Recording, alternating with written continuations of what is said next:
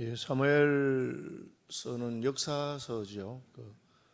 이스라엘 왕 다윗, 사울, 솔로몬 역사를 기록하고 있는데, 이 역사서를 기록하는 방법이 여러 가지 있어요. 그게 연대기별로 먼저 일어난 사건을 먼저 이렇게 기록하기도 하고요.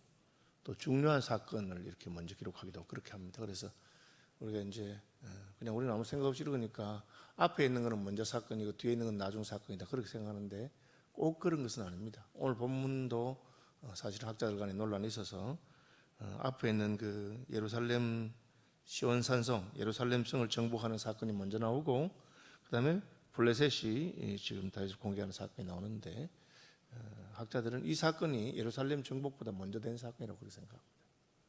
그렇게 생각하고요. 또 13절에서 보면 예루살렘에서 다윗이 그 아들들을 보면 또 13명, 12명을 더 낳습니다. 헤브론에서 6명을 낳고 그런 사건이 나오는데 이 12명 낳는 건 하루아침에 낳은 건 아닐 거잖아요. 1, 20년에 걸쳐서 쭉 낳게 되는 사건이니까 더구나 여기 보면은 삼무아와 소박과 나단과 솔로몬 이렇게 돼 솔로몬이 나오잖아요. 솔로몬은 상당히 뒤에 다윗이 사건입니다. 그래서 이게 자녀들 많이 낳은 사건, 예루살렘을 정복한 사건, 그 다음에 이 블레셋과 싸운 사건이 이렇게 시간적으로 차례대로 된 게 아니에요. 그래서 굳이 따지자면 17절 이하에 블레셋의 공격을 받아서 블레셋과 전쟁한 사건, 두 번의 전쟁이 있습니다. 그 전쟁 사건이 먼저 있고 그 다음에 예루살렘 정복이 있고 그 다음에 예루살렘에서 자녀들 낳고 그렇게 됐다고 볼 수가 있습니다.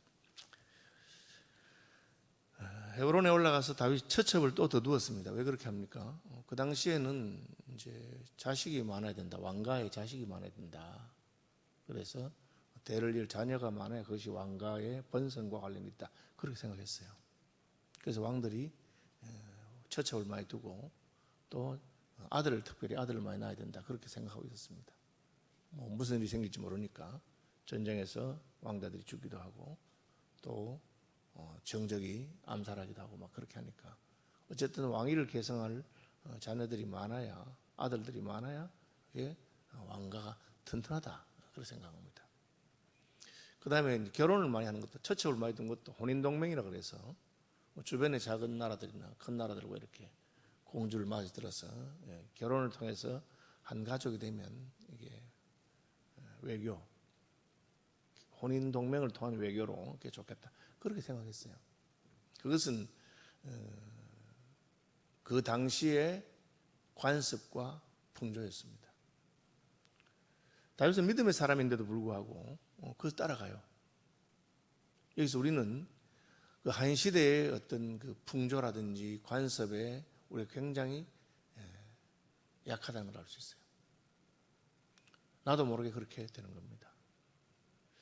우리가 지금부터 한 100년 전만 이래 있으면 그 시대의 관습에 따르면 남녀가 유별하기 때문에 남자와 여자가 같이 앉아서 예배드리는 것은 굉장히 이상한 것이었어요.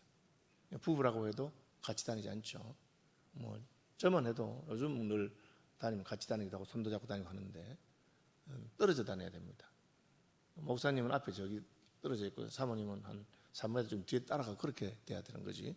같이 다니는 건 이상한 그런 시절도 있었어요. 이제 밖에서 우리가 모르는데 그런 겁니다. 그런 그 문화와 풍습의 영향을 받는 알아야 됩니다. 다윗은 믿음의 사람입니다. 다윗은 믿음의 사람임에도 불구하고 다윗이 자녀들을 많이 낳기 위해서 자꾸 처첩을 자꾸 더 드려요. 물론 이제 그것도 합법적으로 그 당시의 풍습으로는 합법적으로 처첩을 드리는 거니까 이상하게 생각 안 됐을 수 있습니다. 지금도 이슬람권에는 아내를 4명까지는 합법적으로 둘 수 있는 그런 문화가 있어요. 우리는 이상하잖아요. 부인이 4명이니까. 자기들은 그냥 4명까지는 괜찮다고 생각하는 거죠. 그런 문화였습니다. 결과로 자식을 많이 낳았어요. 원하는 대로 됐죠. 자녀들이 많이 낳았으니까. 그런데 그것이 하나님 기뻐하는 일이었는가? 아니었어요. 우리는 우리의 문화와 풍습 가운데 어떤 것은 하나님 기뻐하지 않는 것이 있다는 걸 알아야 됩니다. 한국교회가 한국에 처음 들어왔을 때 그것 때문에 굉장한 저항을 받았습니다. 제사를 드리지 말아라. 하나님 외에 다른 신성, 조상신에게 제사를 드리지 말라. 제사를 드리지 않는 것은 굉장히 이것은 쌍놈입니다. 교회는 핍박을 많이 받았죠. 제사 드리지 않는 것 때문에. 지금 그렇게 생각하는 사람은 없죠. 교회가 그것 때문에 아주 어려움을 겪으면서 문화와 싸우고 투쟁한 것입니다. 교회에서는 여성들의 지위가 높았습니다. 그 당시에 비하면. 교회에서는 여자 선생님이 가르치기도 하고 여자 전도사님도 있고 막 그렇게 하죠.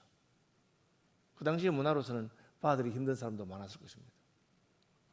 이처럼 성경은 그 시대의 문화를 깨트리고 나아갑니다. 그러나 그것은 쉬운 것이 아니었고 다윗 같은 믿음의 사람들도 모세율법이나 하나님께서 천지 창조하시면서 하신 일부 일처제의 그 제도를 따르지 않고 그 시대의 문화를 따라서 가는 것을 볼 수가 있습니다. 결과는 뭐냐? 하나님 말씀대로 하는 게 더 좋아요. 다윗은 자식을 많이 낳아서 좋으려고 생각했는데 그 많은 자식들 때문에 왕자의 난이 일어나고 아내가 많은 것이 결코 그 왕조를 튼튼하고 안전하게 지켜주지 않았습니다. 하나님 말씀대로 하는 것은 우리의 문화에 따르면 조금 뭐 말씀 맞지만 손해보는 길 아니냐, 말씀 맞지만 그렇게 해야 될까, 그런 생각이 들 수 있는데 시간이 지나가 보면 하나님 말씀은 옳을 뿐 아니라 유익하다. 그걸 기억하십시오. 내가 말씀대로 하는 것이 옳을 뿐 아니라 내게도 더 좋은 겁니다. 유익합니다. 우리는 말씀대로 하는 게 옳지만 그렇게 하면 내게 손해가 오고 그렇게 하면 힘들다고 생각해서 약간 말씀을 포기하거나 구부립니다. 다윗도 그렇게 한 거죠. 그 영향은 솔로몬에게도 가서 솔로몬도 또 처첩을 많이 드립니다. 하나님 말씀을 떠나서 유익하다고 생각을 해보면 그때는 좋아 보이지만 시간이 지나면 지날수록 점점 더 나빠집니다. 솔로몬 때 가니까 완전히 이제 그 각국의 왕비들이 우상을 가지고 오고 그래서 다윗 때보다 신앙의 수준이 더 떨어지게 되는 그런 일이 생겨나는 것을 볼 수가 있습니다. 말씀을 따르는 것은 처음엔 힘들어 보이지만 또 그게 손해보는 길 같아 보이지만 그렇게 가면 내가 옳은 길을 따랐기 때문에 하나님께서 의의 길이 복된 길이 되게 하신 것을 알아야 됩니다. 두 번째 부분은 전쟁인데 이스라엘이 다윗에게 기름을 부어 이스라엘 왕으로 삼았다 함을 블레셋 사람이 들었다. 다윗을 블레셋 사람이 죽일 기회가 있었어요. 블레셋의 한 왕 중에 가드 왕 아기스에게 다윗이 망명한 적이 있습니다. 그때는 안 죽였습니다. 왜 안 죽였을까요? 블레셋 생각해 보니까 사울 왕이 있는데 사울 왕의 반대 세력이잖아요. 반대 세력이니까 다윗을 이렇게 살려두고 하는 것이 이스라엘이 분열되고 하는 게 좋다고 생각합니다. 정치적으로 계산한 거죠. 오늘날도 그렇게 하고 있습니다. 오늘날도 우리가 적대국에 박해받는 어떤 정치가는 또 보호해 줍니다.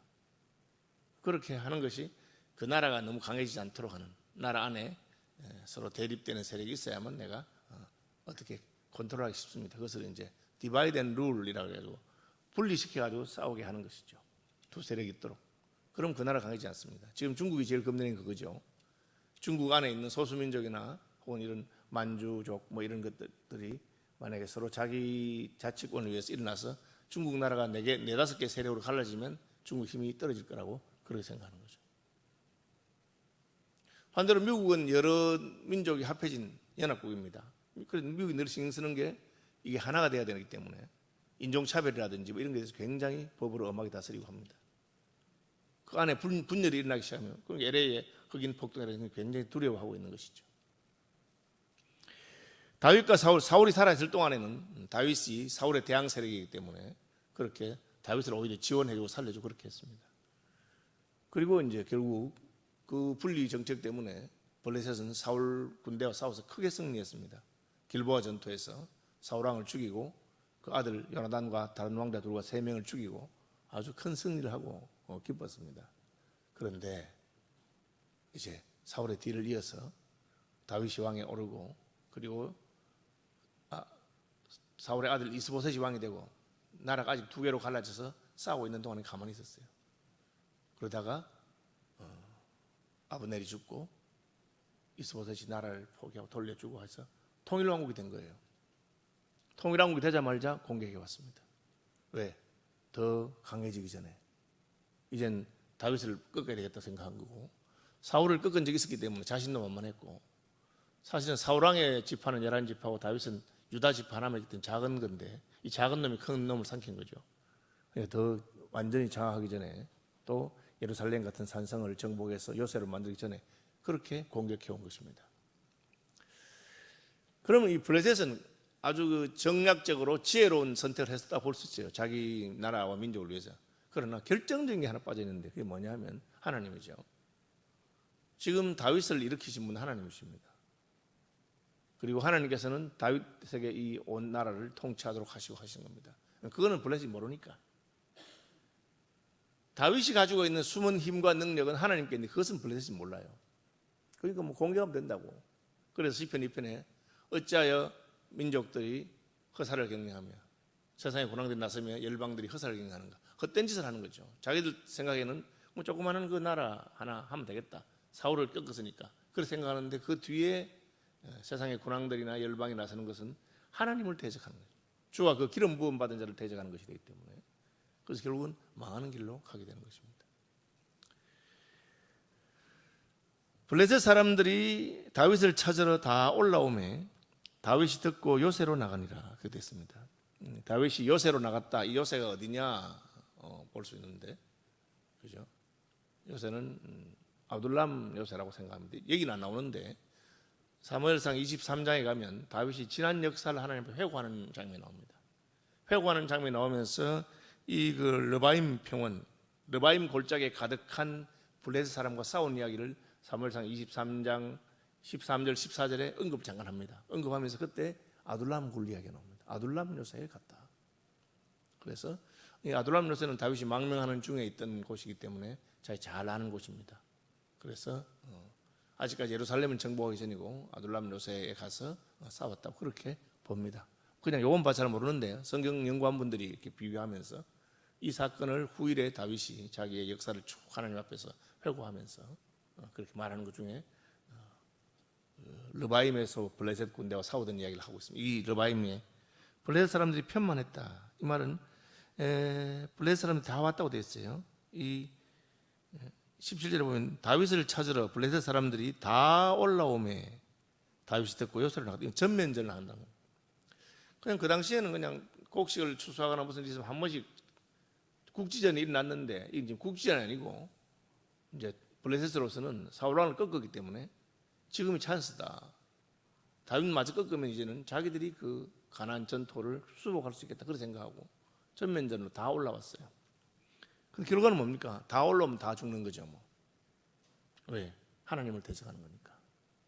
세게 나오고 더 많은 군대를 동원했기 때문에 그 망하는 것입니다. 여기 우리의 위로가 있습니다. 적이 강하게 나온단 말이에요. 그럼 어떻게 되겠어요? 하나님은 더 크게 역사하시는 거죠. 바로의 군대가 병거와 마병으로 이스라엘 백성들을 홍해로 몰아붙이면 어떻게 됩니까? 자기들이 홍해에 장수될 수밖에 없는 것입니다. 그 사람들이 모르는 게 있는데 우리는 하나님이 우리 편인 겁니다. 다 올라와서 르바임 골짜기에 가득했습니다. 뭐 골짜기가 그 학자들에 따르면 제법 넓어요. 폭이 수 킬로 되고 길이도 수 킬로 되는 그냥 뭐 우리가 생각하는 폭이 수 킬로면은 뭐 한국에 그런 옛날에 여의도 광장 건물 없을 때 뭐 그런처럼 아주 넓은 곳에 사람들이 가득했습니다. 다윗이 어떻게 합니까? 다윗이 듣고 요새로 나가서 가득한 사람 보고 19절 다윗이 여호와께 여쭈어 이르되 23절도 다윗이 여호와께 여쭈니 하나 물어보는 거죠. 다윗이 아주 위대한 점입니다. 전쟁을 앞두고 사울은 하나님의 신탁을 기다리지 못했어요. 마음이 급하니까. 그래서 자기가 먼저 그냥 제사드리고 혼자 해버렸습니다. 다윗은 그렇게 하지 않습니다. 하나님께 여쭈어 봅니다. 내가 블레셋 사람에게로 올라가리까. 하나님이 올라가지 말라면 어떡해요? 그럼 자기는 숨어야죠. 사울을 피해 숨은 것처럼 블레셋을 피해 숨은 것처럼 아둘람 요새에 숨어서 그냥 지키고 있겠죠. 그런데 하나님께서 올라가라.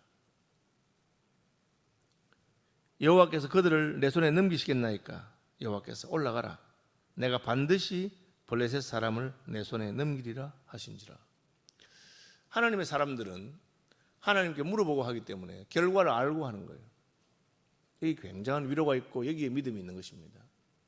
이 길로 가는 것이 힘든 길은 압니다. 그러나 우리는 그 결과는 승리인 것을 압니다. 하나님이 지켜줄 것을 믿는 것이죠. 풀무불 속으로 들어가도 여호와께서 극렬한 풀무불 가운데서도 우리를 지킬 것을 압니다. 그 믿음이죠. 하나님께서 약속하셨으니까 어떻게 합니까? 물어보는 것이죠. 그를 향하여 우리의 가진 바 담대한 것이 것이니 그의 뜻대로 무엇을 구하면 들으심이라. 그 앞에 무엇입니까? 우리는 하나님의 뜻을 먼저 묻습니다. 하나님의 뜻을 묻고 그 답을 알죠. 하나님의 뜻을 알면 그 뜻대로 구하기 때문에 성취될 것을 믿는 겁니다. 교회에 무슨 중요한 결정하거나 내 인생의 중요한 결정을 할 때 하나님의 뜻을 묻습니다. 하나님께서 가거라. 내가 너와 함께 하겠다. 두려워하지 말고 놀라지 말아라. 그러면 가면 우리의 대적이 바로든지 바벨론의 느부갓네살이든지 홍해든지 요단강이든지 여리고성이든지 상관이 없어요. 하나님이 가라고 하셨기 때문에. 그래서 기도에 있어서 하나님의 뜻을 묻는 것이 문제입니다. 여러분 기도하면서 이걸 주십시오 저걸 주십시오 하지 말고 하나님 제가 어떻게 하면 좋겠습니까? 하나님 제가 이 길로 가기를 원하십니까? 하나님 어떻게 하면 좋겠습니까? 할 때 하나님이 말씀하잖아요. 그럼 그렇게 하면 됩니다. 그 가는 길에 필요한 것은 구하는 대로 다 주십니다. 왜? 하나님 가라고 했기 때문에. 다윗이 그렇게 하죠. 다윗이 바알 브라심, 바알이라고 하는 말은 뭐 알대로 바알이죠. 하나님, 그 이방인들이 말하는 하나님은 바알이고, 브라심이라고 하는 것은 쳤다는 뜻인데, 흩었다는 뜻인데, 나중에 이름이 가서 블레셋과 싸워가지고 막 바알 브라심 흩으셨다. 하나님 흩으셨다는 뜻입니다. 여호와께서 물을 흩음같이 내 앞에서 내 대적을 흩으셨다 함으로 그 이름을 바알 브라심이라 부르니라. 거기서 블레셋 사람들이 그들의 우상을 버렸으므로, 이게 무슨 말이냐? 전쟁터에 우상을 들고 온 거예요. 왜? 그럼 이길 줄 알고. 형식적으로는 굉장히 괜찮은 거예요. 형식적으로는 다른 종교의 사람들이 우리보다 더 열심히 있어요. 100일 치성을 드리고 새벽 3시에 일어나서 목욕 재개하고 정한수를 올리고 그렇게 하잖아요. 형식적인 거는 우리가 더 열심히 있어요. 전쟁 가면서 자기 우상도 들고 온 거예요. 그런데 그 우상은 자기를 지키는 우상이 아니에요. 하나님이 우리를 지킬 수 있는가? 우리를 지키시는 참 하나님인가? 그게 중요한 겁니다. 그래서 우리는 믿어도 그냥 믿는 게 아니고 전능하사 천지를 만드신 하나님 아버지를 내가 믿는 겁니다. 이거 굉장히 중요하죠. 계속해서 말하는 거예요. 엘리야가 말한 것도 그겁니다. 너희들이 섬기는 신이 참신인지 내가 믿는 신이 참신인지 한번 해보자. 왜? 참신이시면 응답하실 것이고. 여러분 우리 하나님 살아계신 증거가 뭐냐? 기도해 보십시오. 하나님 기도에 응답하시는 것입니다. 말씀 보십시오. 말씀하신 대로 그대로 이루어지는 겁니다. 그래서 우리가 말씀과 기도로 하나님께 살아계신 것을 경험하게 되고 하나님의 능력을 누리게 되는 것이죠. 싸우니까 우상도 버리고 끝났다는 거예요. 자기들이 전쟁에. 딴 얘기 없어요. 많이 모였다. 다윗은 하나님께 물어보고 싸웠다. 끝. 우상을 다 버리고 왔다. 한 번 하고 끝난 게 아니고 22절에 다시 올라왔어요. 블레셋 사람이 다시 올라와서 르바임 골짜기에 다시 갔다 갔다. 이거는 한 번에 들어가서 정신을 못 차린 거죠. 이상한 거예요. 사울하고 되겠는데 11지파에 다윗은 한 지파를 하고 아직 안 강할 건데 사울에게 늘 쫓겨다니던 놈인데 싸워졌어요. 그러니까 한 번 더 이게 이제 망하는 길로 가면 그렇게 되죠. 마음이 강팍해지니까 바로가 모세의 말 듣고 그냥 보내주면 되는데 10번이나 마음 바꾸고 해서 결국은 다 망해버리는 거예요. 여기서 블레셋이 망합니다. 그 다음에는 블레셋이 아주 힘이 없어요. 다윗이 다시 올라와서 르바임 골짜기에 가득했습니다. 또 물어봅니다. 지난번 안 이겼으니까 하여간 그놈들 싸우는 게 별거 없냐고 두 번째는 안 물어보고 싸울 가능성이 있어요. 사람이 내가 잘하는 거니까. 그죠? 제가 이제 처음 목회자가 되고 이제 목사가 되고 설교를 할 때 처음에는 너무 막 두려우니까 하나님 설교 좀 이렇게 주관 쓰고 잘하게 해주십시오. 저는 죽을 많이 썼어요. 제가 처음 강로사 때 할 때는 설교가 너무 어렵다는 거예요. 도대체 내용은 좋은지 모르겠는데 무슨 말인지 못 알아듣대. 그러니까 막 하나님 좀 그래서 막 하니까 또 잘 돼. 그 다음 또 올라갈 때는 잘 되는구나 하고 그냥 올라가면 또 죽을 수 있는 거예요. 그러니까 이게 올라갈 때마다 하나님한테 이게 매달려야 되는구나. 다윗은 그것을 알았어요. 또 여호와께 여쭤 이르되 어떻게 할까요? 올라갈까요? 하니까 올라가지 마라.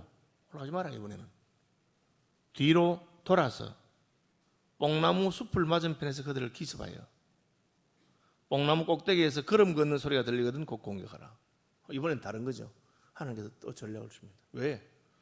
하나님도 살아계시고 블레셋 군대도 살아있는 사람이고 다윗도 살아있는 사람이기 때문에 그때가 다른 거예요. 그러니까 답이 있다고 생각하면 안 되고 하나님 시킨 대로 하는 게 답입니다. 지난번은 올라가라. 이번엔 올라가지 말고 그냥 기다렸다가 뒤로 갔다가 뽕나무 숲에서 무슨 그 나무 위로 무슨 소리가 들리겠어요. 그런데 천군 소리인지 천사 소리인지 소리가 들리거든 그때 올라가라. 뽕나무 꼭대기에서 걸음 걷는 소리가 들리거든 곧 공격하라. 그때 여호와가 너보다 앞서 나아가서 블레셋 군대를 치리라 하신지라. 이에 다윗이 여호와의 명령대로 행하여 블레셋 사람을 쳐서 게바에서 게셀까지 이르니라. 여러분 하나님께서 시키는 것은 늘 내게 익숙한 걸 시키는 게 아닙니다. 하던 대로 하는 게 아니고 하나님 시킨 대로 하는데 하나님 한 번 이렇게 말씀하시고 한 번 저렇게 말씀하십니다. 중요한 건 뭡니까? 우리가 하나님의 음성을 듣고 하나님 말씀에 귀를 기울이는 것입니다. 신앙은 어제까지 해오던 대로 하는 게 아닙니다. 우리가 계속해서 해오는 건 뭐냐? 하나님과 동행하고 하나님께 물어보는 그것이 해오던 거지. 행동에 있어서는 무슨 비법이 없어요. 그냥 그래서 다른 사람 이야기 들어도 그냥 참고하지. 그게 내 길이 안 됩니다. 왜? 하나님 그때 우리 인도하시기 때문에 그렇습니다. 말씀 묵상하시면서 기도하겠습니다.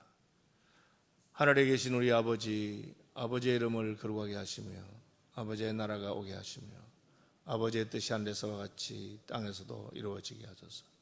오늘 우리에게 일용할 양식을 주시고 우리가 우리에게 잘못한 사람들을 용서하여 준 것 같이 우리 죄를 용서하여 주시고 우리를 시험에 빠지지 않게 하시고 악에서 구하소서. 나라와 권능과 영광이 영원히 아버지의 것입니다. 아멘.